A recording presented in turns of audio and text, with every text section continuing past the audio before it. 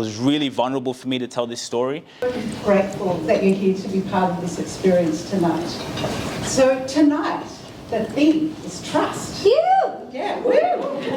So Sujira is the CEO and founder of ETS Rubasha Media, where he helps CEOs, business leaders and entrepreneurs tell their stories in powerful ways. He grew up in a first-generation immigrant family with football, resilience and big dreams shaping his early years. Now, Sujira asked to have a Zoom call with me. He really wanted me to know what kind of story he should be sharing. And I told him I told him what tonight's about, and he has delivered in spades. So please welcome to the stage, Sujira Rubasha.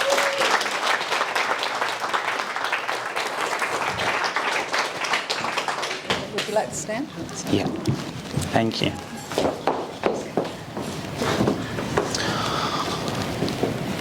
So I went to one of the most prestigious high schools in all of Australia, the Scots College. I was expelled. I stole laptops. My dad was in jail, and my life was over. How did I get here? So as the lovely Monica said, I come from a first-generation African immigrant family. So we had a very beautiful life back in Kenya. Mum was a flight attendant for Kenya Airways. Dad was from Rwanda, and in Rwanda they had a war. So he came up from his dad, which is my grandfather. They were a multi-million-dollar business he built. And with the war happening, he then fled to Kenya, where he met my mum on a flight. So then we come to Australia when I was 3 years old. And in that time, there was barely many Africans in Australia at the time, so we were kind of new, but it was great, right? Like, from a young age, going and football training, Mum used to take us, because her father used to play professional football. So that was a lot in our family, going to games, having supportive parents. And as much as I love football, just a creative kid at young, my parents really valued education. Mum and Dad always said, we support you, we love your football, but education is really important. So as high school's coming around, Mum and Dad were like, we want to take them to the best school. And we used to go to a church, and one person at that church was connected to the Scots College. And, also for African parents, you got to think, for their child to go to Scots College, that's a bragging rights. They can go and tell their friends and, my son goes to Scots College, something that they just talk about. And so I remember going to the interview with my brother, and I was really excited. I've always been someone who's used my imagination. So it was like going to Hogwarts. Have you guys seen in Harry Potter? It was like, whoa. It was in the eastern suburbs. We lived in South Sydney, which is towards Cronulla. And so, yes, I was like, wow, in this pretty cool school. I met the principal, Dr. Ian Lambert, had a conversation. I was just, 13 years old, really excited. We end up getting accepted to the school, right? So we go through high school, and again, we're just young, trying to fit in, right? There was not many African kids there at all. We were the only ones. Kids would say, how'd you get here? Like, what are you doing here? You on a scholarship? That's what they'd say to me, things like that. But to be honest, I had a pleasant time. I enjoyed it, being in a different environment, learning and growing. So as I get older, I start to go towards the HSC. So here in Australia, you go to doing your end of year exams or when you're finishing school. So it was about 17, and I was also really into football. So football was a huge thing in my life, playing, watching Liverpool. Does anyone here like football? No. Soccer? No? Okay. Okay. Cool. But you get my point. So then I had a team, and so I had to pay for the team, registration for the team, and it was $2,000. So I was like, man. And, the Scots College fees, they're expensive. And so Mum and Dad, they're just working, 9 to 5 jobs, right? Mum was still within flight attendant, but it's not getting paid as much, and then she's doing less hours. Mum and Dad are just trying to make it work. When we started to go to football training, we'd take the train there, we'd go with our friends. We would start to know, look, we're at a pretty big school, and it's quite hefty. So then mum and dad were like, no, Sujira, when we can't get, like, we're playing, go play for Scots. So then I'm like, oh no, what am I going to do? So I don't know, I was one day, I was in school, and then I just saw a kid walk, and then I would just see, like, we would be given MacBook Pros, like really nice laptops at the time.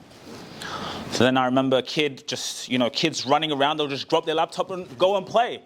And I'm like, looked at the laptop.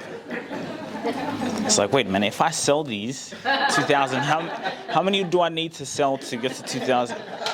So the kid left, and I just stood in front of the laptop. I was like, and then I took the laptop. I found out how to go and reset it, and then there's those sites, I believe, like Gumtree or something like that. So I'd sell the laptop, get cash, and then say, okay, 2,000 is for the team. I just need a few more of these. So that's what I did. I'm not proud of it, and you may not trust me after this around your laptop, especially around your laptop. So yes, got the laptops. I had people overseas. I was like, wow, like it was kind of dodgy too, because when I go and meet the people for the laptop, they're just engineers and guys, but they would, it would be an awesome transaction. It's like, oh, kind of felt like a drug deal a little bit, because I was, and I'm the middle child in the family, so I'm really the goody. I'd never get into trouble. Mom loves me. Everyone loves me. All the parents I go, they love Sujira. So this was like, I was like, wow, it was like in a movie. So yes, again, kids, you just get, and what I noticed was, because I'd see kids who would say, oh, my laptop's missing. They'll be like, oh, okay, and then they'd just go and get them a new one. So I was like, oh. It just kind of made the job a little bit easier, because they just didn't care. And they're just getting new ones in front of me. I was like, whoa. I was like, oh, okay. Okay, cool. So I got a few more. And then I had the money for the team. So I was like, yes, I got the money for the team. Like, I don't need to do it anymore. So then I was just like, I had so many. I was like, hey, Dad, you want a laptop? Kind of felt like a flex. And even though my parents were also very naive, they're just working, going. So I remember my dad asked me, where are you getting these laptops from? I said, oh, one of my football friends, he just gave them to me. And I don't know why they didn't question it. So they were quite naive. But so then I said to him, all right, Dad, you can have this one. And he's like, I don't want it. He was like, what are you giving it to me for? I was like, I just have it. So he was like, he kept saying he didn't want it. So anyway, he just was like, okay. So he takes it. And then one day I was in school, and then I get a call. And then from my mum. I was like, what does mum want? So I pick up the phone, and then she goes, Sujira, Dad has been arrested. I'm like, what? Arrested for what? And then she was like, he went to cash converters to bring in a laptop, and it came in registered that under your name, or this has been stolen. So I was like, oh shit, my life's over.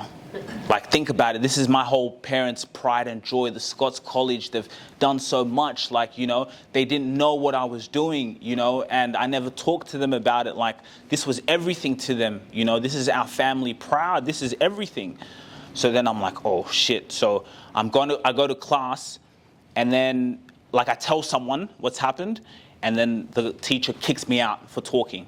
So he kicked me out, and then I left. I just knew my life was over. So I left, I walked, I knew I was going home. As I was leaving, I saw a police car just go past me, and then I was like, wow, I dodged a bullet. I was like, can you imagine that embarrassment of walking out of class? Especially one of the only African kids in school and a police officer walking, it's embarrassing.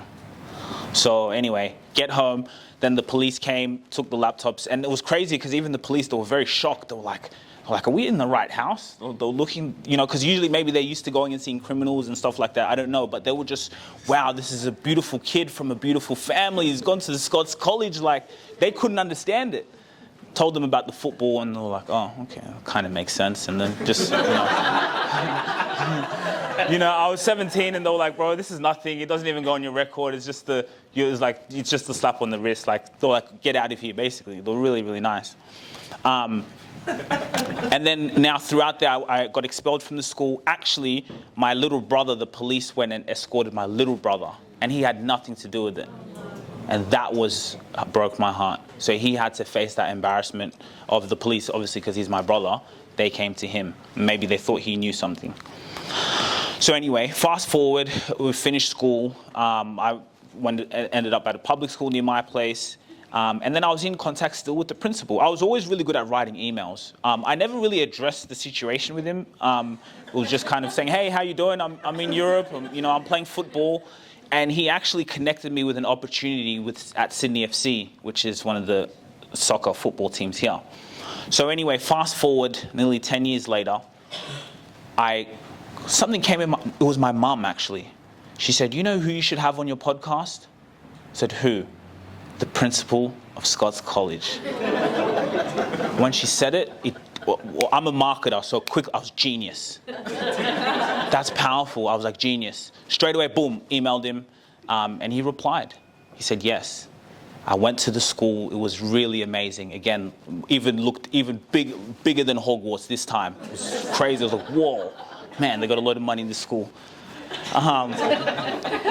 So I went into his office, and we sat down for a podcast. And that's what I love about podcasts, because it's you sit down and you're just in the present moment, just like now, in flow. And in that podcast, we're just talking, and he actually told a story about his father. And his father, they went to buy something, and he got the wrong change. And they went back, and then he went back into the store and said, no, that's the wrong change, because one of the children noticed, and he returned back everything.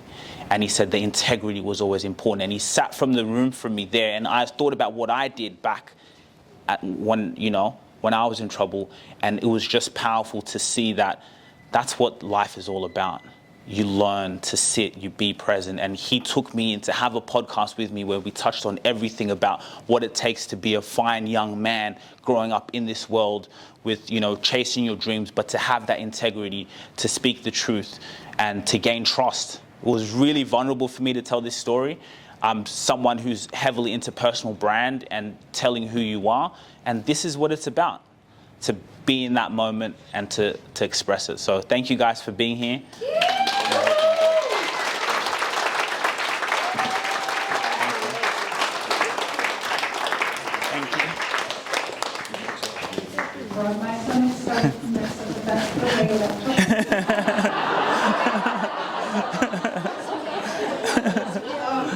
When I read Sejura's story, I was like, this is everything.